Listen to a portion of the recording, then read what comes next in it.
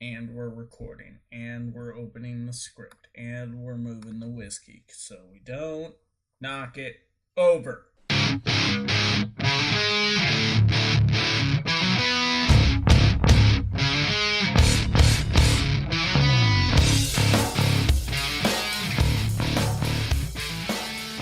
Hello, everyone, and welcome to Sort of My Podcast. My name is Vincent Herman, Vin the Human, and for the third time in SMP history, you are hearing just me.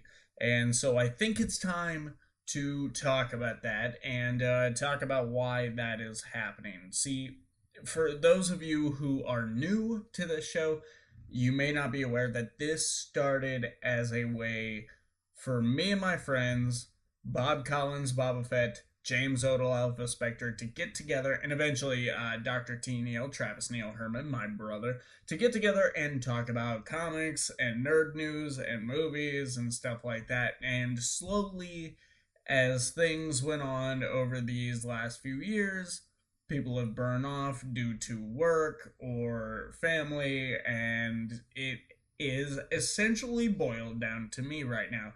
That does not mean you will never hear these voices on the podcast again. There is no bad blood. There is no, fuck you, I want to be this, or I need to do that, or anything like that. It is essentially just life. Life has taken its toll on this podcast, as life can do to many other things in this world, and I am not ready to give up on it yet. I would like to keep doing it. So, what I'm thinking, and what we're going to try and do, and what you're going to hear later in this episode, is a variety of different things. I would like to have a open door special guest policy on this podcast. If you would like to be on the podcast, if you would like to co-host the podcast with me on a special guest basis, and I think you can bring it, send us a message. Subject to change entertainment.com. Nope, we don't have that yet. But we are Subject to Change ENT on Facebook. You can find us on Twitter, so on and so forth. And Subject to Change ENT at gmail.com. However you want to get a hold of us, just get a hold of us. And we'll talk, and we'll talk about you coming on the podcast and being a guest host. You may hear Odle or Bob or Travis in that position in the future. I'm trying to talk to Bob about a segment just for him, but he is horrible at getting back to me about these things. But I have worked something out with Alpha Spectre, who will be covering the video game nerd news, because I am not good at that. I'm so far behind on video games. I managed to finish Spider-Man and immediately regressed back to Super Nintendo, so it's better for him to take on that news. So you'll be hearing him hopefully later in the show talking about that. But right now, what I want to talk to you guys about is actually not news. It's a bunch of celebrity Halloween costumes, which you guys may have already seen pop up in your feeds, or maybe seen it pop up on Sort of My Comics, but there have been some great ones. We've had Sarah Michelle Gellar as Harley Quinn. I fucking loved it. Chris Sabat, who you may not know, is the voice of Vegeta and Piccolo, and probably more people on Dragon Ball Z, Dragon Ball Super, all that. He dressed up as a lazy Goku cosplayer. Paul Rudd was Weird Al Yankovic, which, by the way, just off of what I've seen from Paul Rudd in the past and what I know he's capable of, and seeing him in this costume, if they do not cast him in the Weird Al Yankovic biopic in a super dramatic fashion, then we boycott that movie. I boycott that movie. And then there was this horse dressed as an AT-AT. That was fantastic. Not a celebrity, I know, but still, fucking great. Just, check that one out. Sort of My Comics. We posted that. Awesome. But the best thing, I think the best thing that I'm 100% behind is Jensen Ackles in Red Hood costume, full Red Hood costume. I mean, he has a couple shots without the helmet on, where he's got the metallic red Robin mask on. It's amazing. It's so good. How is he not a live action Jason Todd yet? It's absurd to me that that has not happened. I mean, I love that he has voiced the character in what is probably my favorite animated DC movie, but damn, I need that. I need that to be a thing. And there's, if you guys saw the most recent episode of Supernatural, then you know there is a heavy DC connection there. And I mean, they painted on thick in that episode, but they even have that Red Hood costume in the comic book store in that episode. Check that episode out. It was a lot of fun. It was funny and charming and everything you'd want, probably, maybe, from a Supernatural Halloween episode. But I'm going to go ahead and stop gushing over celebrity costumes and Supernatural episodes and get into the meat of this show. First, we're going to talk about trailers. The only one I really have to talk about is the Reign of the Supermen trailer. It came out recently. This is the direct sequel to the Death of Superman animated DC movie, and it looks like it's going to stick pretty close to the source material from what I can tell. And also, I mean, it's going to have to make some adjustments because this is technically a cinematic universe. A lot of these movies are connected, which could end up with them adding more of a Justice League element, like the last film did. Because a lot of what I told people when I saw Death of Superman is that it is more of a Justice League film up until like the last 20-25 minutes than it is a Superman film. And I really loved that about it because they played a part in the Death of Superman story arc in the comic books, but in this they were much more prevalent and it made it a lot more interesting. But we also see them a little more in the trailer towards the end of it, and there is an invasion looming, so they have to play a part somehow. I'm excited to see how Cyborg Superman's imposter angle plays out in this film because that's going on, and I'm especially excited for the original Con-El, aka Connor Kent. For those of you who don't know, this version of Superboy is actually a clone of Superman and Lex Luthor, and one of my favorite characters in DC history. I can't wait to see this leather jacket wearing fucking asshole show up on, I don't know why I'm talking about him like that, but I love this guy. Can't wait to see him on the animated screen at least. It'll be a pipe dream ever seeing him in live action. And this is coming sometime next year, but I will be watching with bated breath, and I will definitely be buying the Blu-ray. I bought the Blu-ray of the other one. I'd be remiss if I don't buy this one. And speaking of things I would be remiss if I didn't do, I would be remiss if I didn't talk about Entertainment Weekly's recent reveal of the first look at LaMonica Garrett in full costume as the Monitor, who will appear in the Arrowverse crossover titled Elseworlds coming this December. It's as comic accurate as you can get, right down to the detail on the head. However, there is no white accent to the costume, but it's still pretty dead on in the design. But what I'm questioning here from this photo, what is in his right hand? I'm having trouble coming up with what it is. I probably could have dug into it a lot, but is this going to be some sort of device that leads to them hopping around the multiverse? I don't know, but there's been a lot of stuff that came out with this. There was that picture of the original 90s Flash. Whoa, it was just so much. I'm so excited for this. December is too far away, and that's only a month away. I cannot wait to see this. It's going to be fantastic. But you know what's not fantastic, and a thing that all of our heroes would stand firmly against is theft. And that is what happened on the Mandalorian set recently. If you're not familiar, the Mandalorian is the upcoming live-action Star Wars series that I believe is supposed to premiere on Disney Play. No props were taken, which is what you would expect, but expensive equipment from the camera department was stolen, and it's believed a memory card housing detailed information regarding the series might have been among the items stolen. So if we see any leaks popping up recently here in the next few weeks, I think we'll know why, exactly why. And to the thief out there, man, come on. I mean, come on.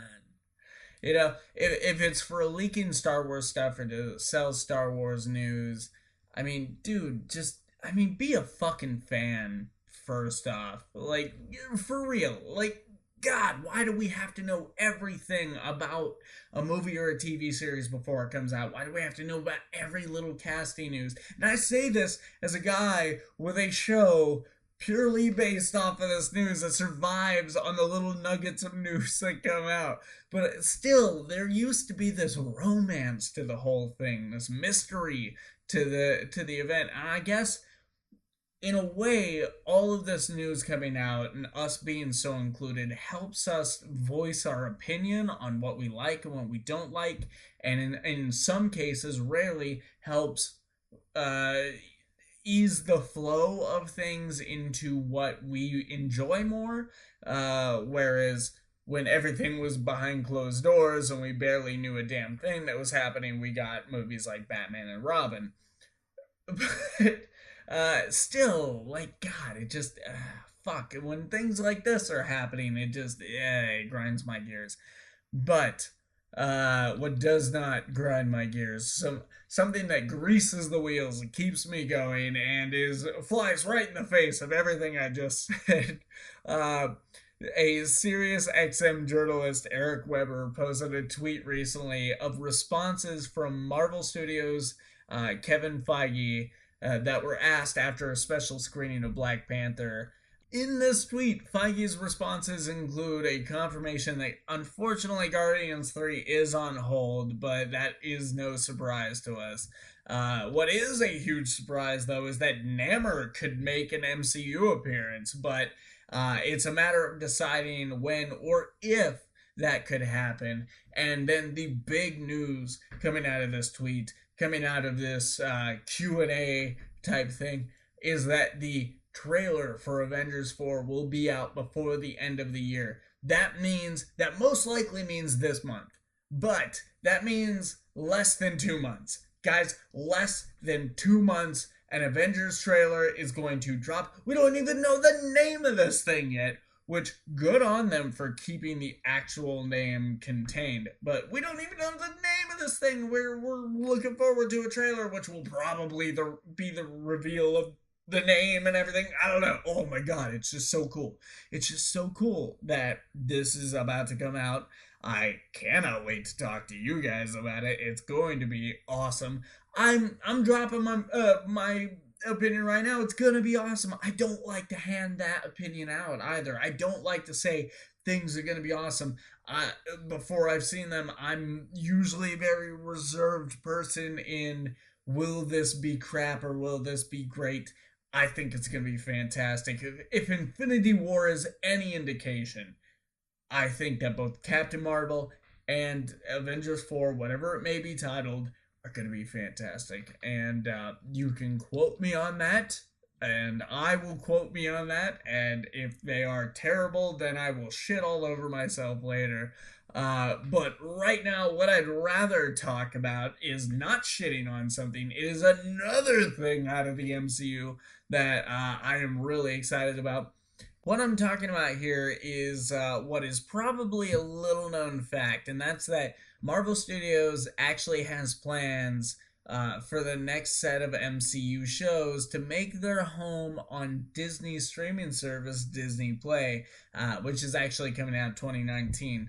I actually first heard about this on Fat Man and Batman, the Fat Man on Batman, rather now Fat Man Beyond. From actually an audience question. So this is the weirdest place for me to learn about this first. And of course I took it with a grain of salt. It was actually a cool back and forth between Kevin Smith, Mark Bernardin, and this guy who asked the question. But I didn't buy into it too much. But now we're getting actual real news about these things. And there are actually 3 series that are planned. One is a Loki series. All of these, by the way, being limited series. But before you get too excited, it's probably not going to be a run-on thing. They're probably going to do these one-off series, and that'll be it. But not much is actually known about this Loki series, other than that Tom Hiddleston himself will actually reprise his role. Then there is a Scarlet Witch series with Elizabeth Olsen also reprising her role. But according to Slash Film, Paul Bettany will be in this series as the Vision as well. So that opens the door to a Scarlet Witch Vision series, probably filling in gaps in between Civil War and Avengers Infinity War. I'm all in for that. I'm definitely down for that. And I love the Vision Scarlet Witch books. So, yeah, give me more of that, please. For sure. And then the big reveal, the new news, because the 2 series that had been mentioned in that Kevin Smith Q&A portion of Fat Man Beyond was the 2 previously mentioned series. This one is new. This one is a brand new breaking story, and Variety actually reported it that the Falcon and Winter Soldier will have a team-up series, and it's not yet known if Anthony Mackie and Sebastian Stan will suit up for the series, but I mean, they're getting everyone else back in their roles. Paul Bettany, Elizabeth Olsen, Tom Hiddleston. How are they not going to get these guys back in the suits? I mean, why would they even do this series if they couldn't get those guys? That's why I want to see it. I mean, just their little interactions in not Infinity War, I'm sorry, in Civil War and in Winter Soldier. Just, oh my God, so good. Wait a minute. Am I saying Winter Soldier? I think I have Winter Soldier wrong. I'm walking through the MCU again recently. I haven't gotten back to Winter Soldier yet. But, wow, yeah, I really think this is fantastic. But what does this mean for Agents of S.H.I.E.L.D.? I've long thought we were about to see the last Agents of S.H.I.E.L.D. season for a while now, and so I think honestly that show is about to come to an end somewhere along the way. And with them canceling Luke Cage and Iron Fist, you have to wonder about the lifespan of the Netflix shows as well. Are those going to be able to survive on Netflix, or will Marvel pull those series? Will they start them over on their platform? And if they do, fuck, we need the fucking crossovers. But that's all speculation, well and good. But with that, I want to go ahead and turn it over to Alpha Spectre, Mr. James Odle, who's got some video game news for us. Take it away, Alpha. Hey everyone, welcome to the newest installment of Alpha's Editorials. Today we're going to be covering a good chunk of video game news from here recently. First we're going to start it off with the new Super Smash Bros. Roster release. Over 70 characters fully released now, everywhere from Final Fantasy to Pokemon to Pac-Man and everything in between. We even have King K. Rool. Some new Pokemon, some of the ones we've seen before. Some of these are just going to be add-on characters. They're not necessarily playable, but they'll be included in the game as team-ups or something of that matter. You know, a lot of the same ones we've seen before. They're the staples, like, you know, Roy has become a pretty popular character. The Ice Climbers, Zelda, Bowser, Mario, Luigi. All your favorite ones are going to be in there, but some of the new ones we have Dark Samus, we have Incineroar, which is a new Pokemon. As I mentioned before, King K. Rool. There's going to be a Piranha Plant included in the DLC. Now, this DLC is going to be a $6 per character, and it's going to come with stage and music, or you can purchase a fighter pack for all 5 characters for $25. Now, this is also the first time we're seeing a DLC included for Smash Brothers, which is kind of cool, because on the one hand, that means that opens it up to getting more and more characters as time goes on, but on the other hand, we're going to have to pay for all of that. So the list goes on and on. One of my favorite newest additions to this is the addition of Mega Man. That's been one of my favorite game franchises for years, and now he's going to be in Smash Brothers. I'm excited to play as him, and I've heard the argument, oh, well, it's almost just like Samus. No, Samus and Mega Man are very different. Go play the games. Do it. Some of the other recent additions do include Simon Belmont from the Castlevania series. We have Inkling, which is from the game Splatoon. We have Ryu and Ken going to be included. Cloud from Final Fantasy VII. A little bummed not to see any of the Final Fantasy VIII characters in there, but, that's not as popular as 7, I guess, because, well... but we have, like I said, Pac-Man, Little Mac from Punch-Out. Just, the list goes on and on. Like I said, there's going to be over 70 characters starting out, and they're just going to continue to add more as this game goes on. I encourage you all, go get the game, play it. It's the Smash that we all know and love on the Nintendo Switch. There's a release date out there for it, and, well, it's not right in front of me, so you'll just have to find it for yourself. But we are going to move on a little bit to something I'm kind of excited for, which is the MediEvil PS4 remake. It's not a remaster, which is what we've seen from a lot of games. It's a remake. And here's a direct quote from Sony chairman Sean Layden saying, "I think there have been some words that might sound alike but mean different things, like remake and remaster. This is a remake. We've taken the original game design and we've taken a lot of key art, some of the other attributes of the game design and ethos, if you will. We're working with a developer called Other Ocean Interactive, and they are remaking MediEvil in that design, the original MediEvil from PS1, the one that I worked on when I was in Tokyo.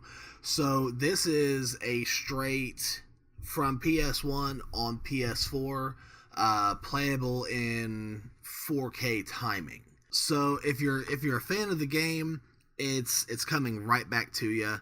It's going to be that same goofy hack and slash game that you played on the PS1. Now, I personally never really had much of a chance to play this game.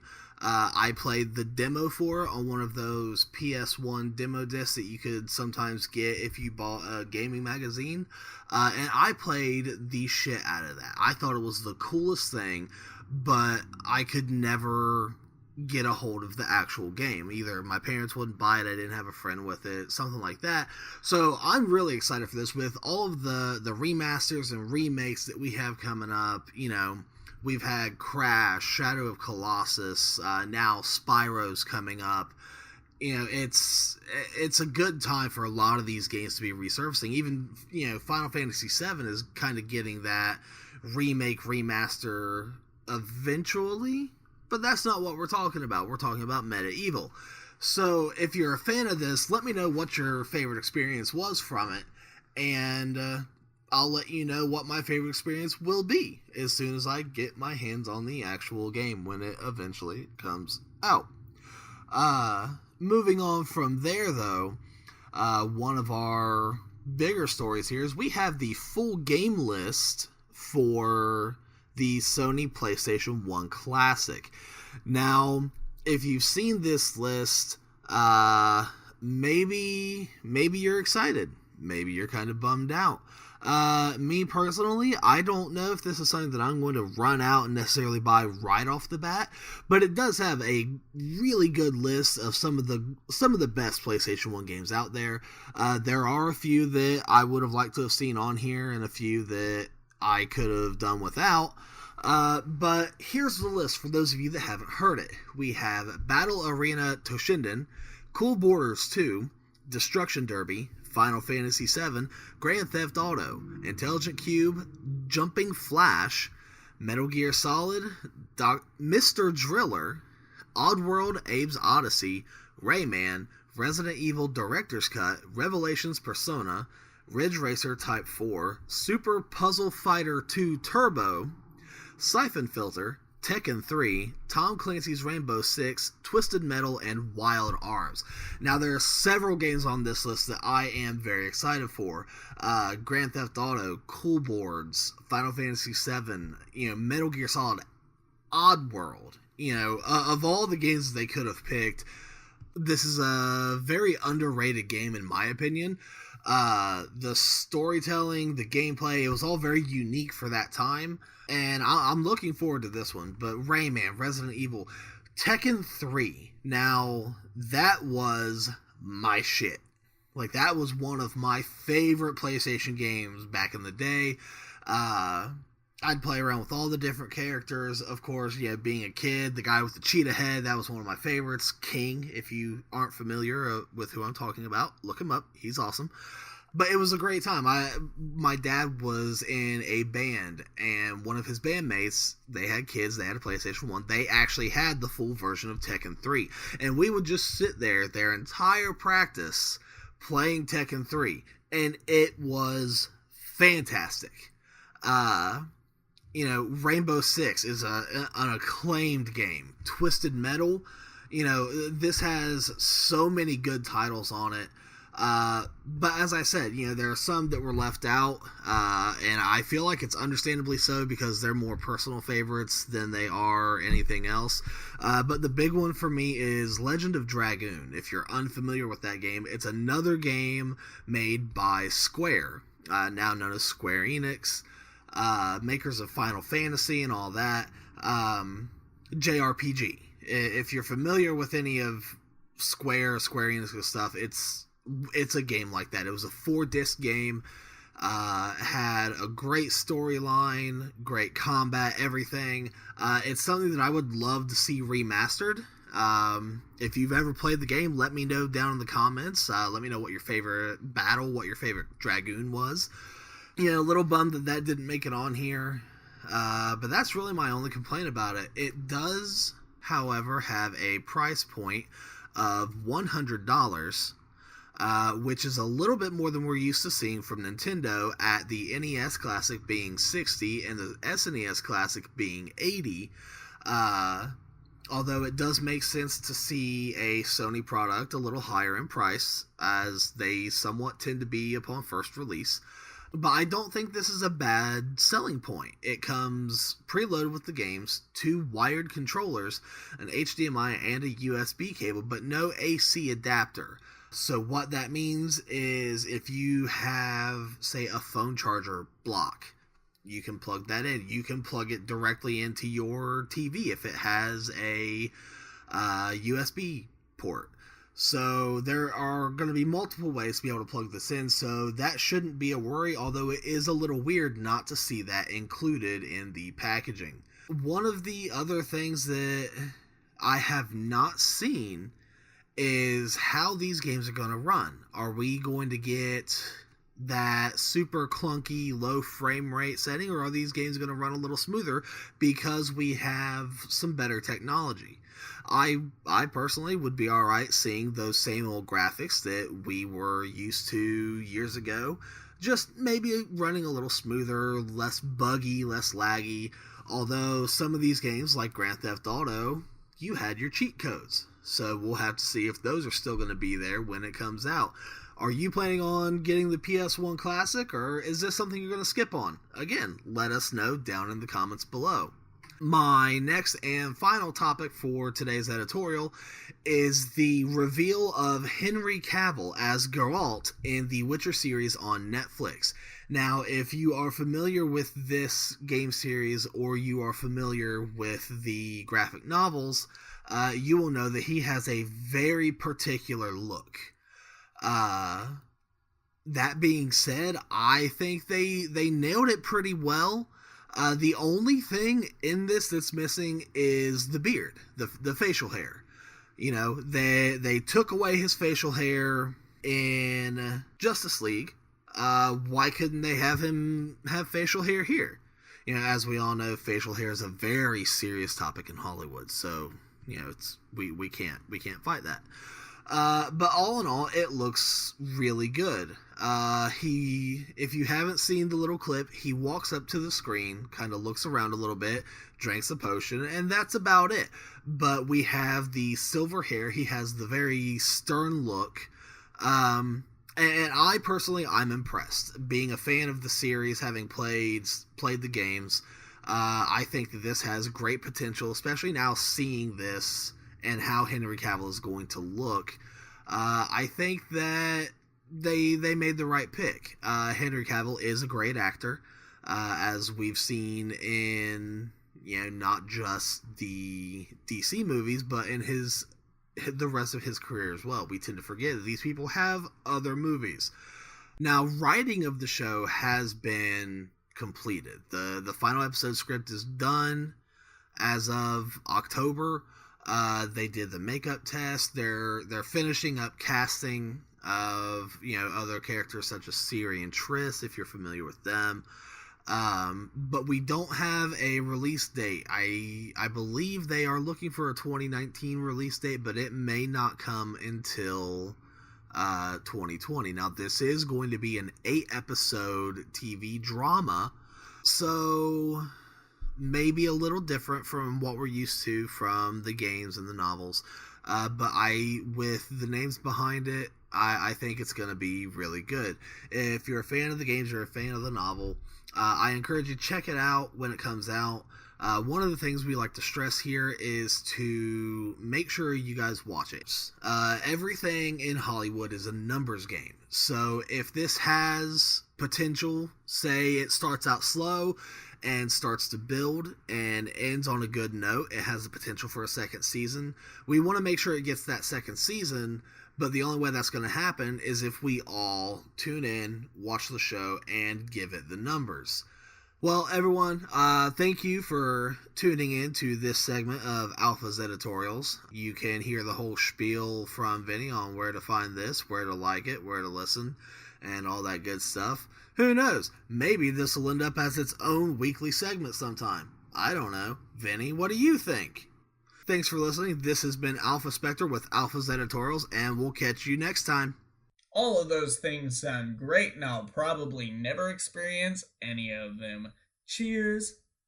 That was me clinking my glass of whiskey against the microphone, which I'll probably never do again because it was a stupid decision. Speaking of stupid decisions, I think it's time to take a ride in the phone booth. It's time for the news, the phone booth news. That's right, everyone. It's time for the phone booth news, where I try to give you the news faster than Deadpool can save the day, which gives me 3 minutes, 45 seconds. Let me go ahead and get my timer opened up here. All right. Finger on the button and go. In video game news, the Pokemon website revealed Melmetal, the evolved form of the newly discovered mythical Pokemon Melton. The evolution will only be available by using 400 Melton candies in Pokemon Go. Jump Force, the Shonen Jump fighting game, finally has a release date and will hit shelves February 15th, 2019. In comics news, Jenny Hex, the descendant of Jonah Hex, has made her DC Comics debut in Batman Giant #4. Look for Jenny and Young Justice under Brian Michael Bendis' Wonder Comics imprint coming January 2019. Charles Scholl revealed his next 12-part Wolverine story will follow Logan across multiple decades. Fuck me, indeed. In TV news, Batman News confirms that Alan Tudyk will be portraying the Joker alongside Diedrich Bader's Batman and Kelly Kuko's Harleen Quinzel in the DC Universe's Harley Quinn animated adult series. In movie news, Wonder Woman 84's premiere date has been pushed back, with Gal Gadot tweeting, "Super excited to announce that Thanks to the changing landscape, we are able to put Wonder Woman back to its rightful home, June 5th, 2020. Be there or be square. The Hollywood Reporter revealed that the upcoming Joker origin film will include depictions of young Bruce Wayne and Alfred Pennyworth. A 30-second promo for Teen Titans Go vs. Teen Titans has been included on the DVD and Blu-ray release for the Teen Titans Go to the Movies release. I wrote that weird. The Wrap broke the news that Ewan McGregor has been cast to play Black Mask in the Birds of Prey film. I will get better at this by doing it on my own. According to Bloody Disgusting, NBA star LeBron James will be attached as a producer for the upcoming Friday the 13th reboot. A teaser trailer for Star Trek short film Calypso has released and hints at a 1,000-year time jump. And in other news, Nerf is releasing rapid-fire motorized Fortnite ARL blaster with flip-up sights at a 10-round clip. That will be available June 1st, 2019 and will cost $49.99. Dragon Ball Super's Goku will be in the Macy's Day Thanksgiving Parade this year as a 70 feet long, 36 feet wide, and 56 feet tall balloon in his Super Saiyan Blue form. Marvel Studios president Kevin Feige is set to receive an inaugural Marty and Lee Stolar Creative Visionary Award in recognition of his creative vision, and a billboard has been commissioned by fans just 4 miles away from Disneyland in Anaheim that reads "Save the Galaxy, James Gunn" for Volume 3 and provides a website. NASA celebrated the 10th anniversary of the Ferrier Gamma Ray Space Telescope by naming 21 new gamma ray constellations, which include the Incredible Hulk, Thor's Hammer Mjolnir, the TARDIS, the Starship Enterprise, and Godzilla, and that is the news. Alright, well, I was able to do that in 3 minutes 26 seconds, regardless of how badly I fucked it up. Holy shit. And I even scanned over that website. That website is rehirejamesgunn.com. Wow. Okay, guys. It is going to be a rough transition. It is going to be weird moving into the new way of things, and I'm going to be experimenting with this, but I think that this is a segment I want to keep around Phonebooth News, so we'll see if I can continue to do this on my own. I've also been exposed to a lot of Bleach today. Long story, don't want to go into it. It would be covered in Dumb Fuck Covers Stupid Shit Nobody Cares About, the podcast I want to start, but yeah, we're not doing that one yet. So that is going to move me into my review. Instead of doing a comic book review, I am instead going to talk about a podcast I've been listening to lately called Wolverine The Long Night. This is the first official Marvel podcast, and if you want more information about it, you can go to wolverinepodcast.com and check out information on the actors and where you can pick it up. I am currently listening to it on Podcast Addict. I know it is on Stitcher, and there's extra stuff if you sign up for Stitcher Premium. But what I want to talk about this series is that, one, the story is actually pretty cool. Basically, the story of this is that 2 FBI agents are investigating a string of murders in Alaska that kind of fit Wolverine's MO as far as the way the bodies have been dismembered. I am about 7 parts into it. 8 parts have come out. I don't know if that's the finale or not. I don't know how many parts there are to this, but I can say this. 1, the voice actor for Wolverine, fan-fucking-tastic. Sounds amazing, sounds great. Just so this voice helps paint a picture, helps give me an idea of what this Logan looks like. 2, everyone else. I don't know if they're improvising or not, but it sounds awkward. It doesn't sound like conversations that people would have. It just sounds like people improving a podcast about a Wolverine mystery. It's weird. It's hard sometimes to listen to them, especially the main female investigator. Fuck, I can't even remember her name now, but she's probably one of the worst. She doesn't interact with people the way anyone, no matter what line of work you're in, would interact with people. She is immediately short and angry and just intrusive with every person she interacts with. She is a stone cold, and I do not use this word lightly. I don't like to throw it around. It is an offensive term, but in this instance, I feel like it's applicable. She is a cunt. A cunt. And I don't know if there's some sort of background to her that will be dug into. There hasn't been anything right now up to the seventh part that gives me any indication that she has a reason to be this way. She's just a stone cold bitch, a horrible bitch, a cunt. And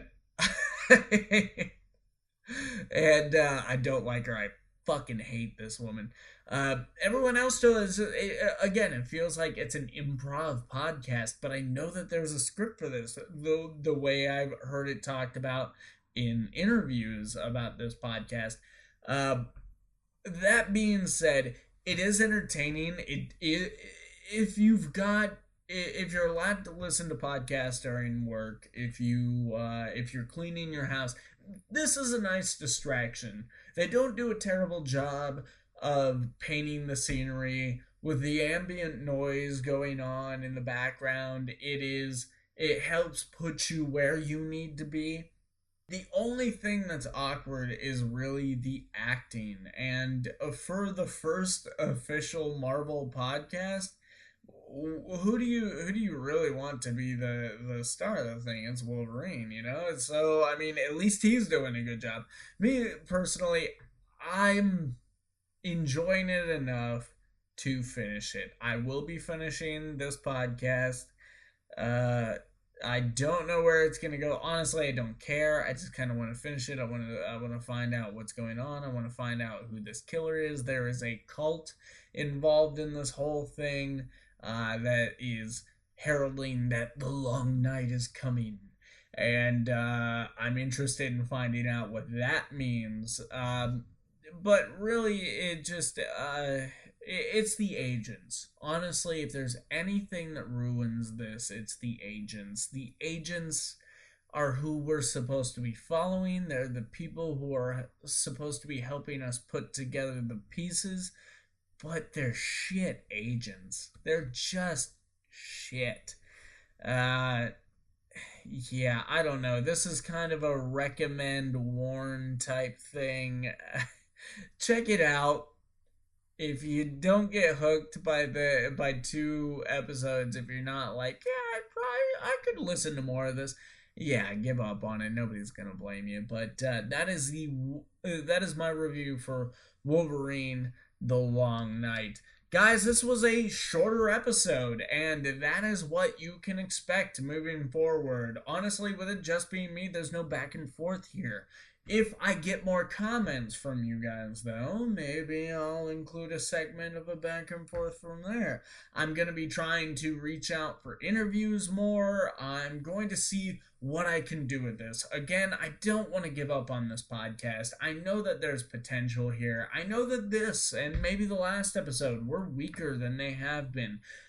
Tell me down in the comments below what I could do to improve this show. Tell me what I could do personally to improve my presentation of this show. And if your comments are solely about Phonebooth news, fuck yeah.